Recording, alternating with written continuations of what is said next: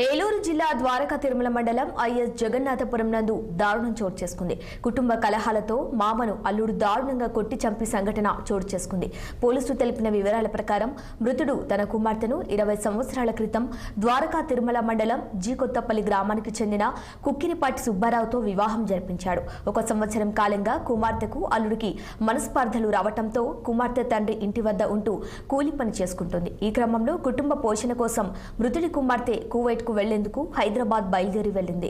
విషయం తెలుసుకున్న అల్లుడు తన భార్య కువైట్ వెళ్లటానికి కారణం ఆమె తండ్రి అనే కోపంతో ఇంటి వద్ద నిద్రిస్తున్న లాజర్ను దారుణంగా కొట్టి చంపి పరారయ్యాడు. నిందితుడి కోసం పోలీసులు గాలింపు చర్యలు చేపట్టారు. రాత్రి పాతకోకల లాజర్ అనే అతను హత్య చేయబడ్డారని రాబడే సమాచారం మేరకు ఈరోజు ఇక్కడికి రావడం జరిగింది.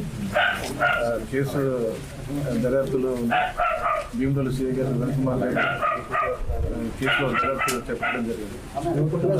వాళ్ళు ఇచ్చిన ఫిర్యాదు మేరకు కొడుకు వీరస్వామి ఇచ్చిన సమాచారం మేరకు అల్లుడే మామూలు కలిసినట్టుగా ప్రాథమిక సమాచారం వచ్చి తెలుస్తుంది. ఈ కేసు నమోదు చేసుకుని దర్యాప్తు చేసి ముద్దాయిని సాధ్యత తొందరలో అరెస్ట్ చేసుకుంటాం. నిన్న రాత్రి పాతకోకల లాజర్ అనే అతను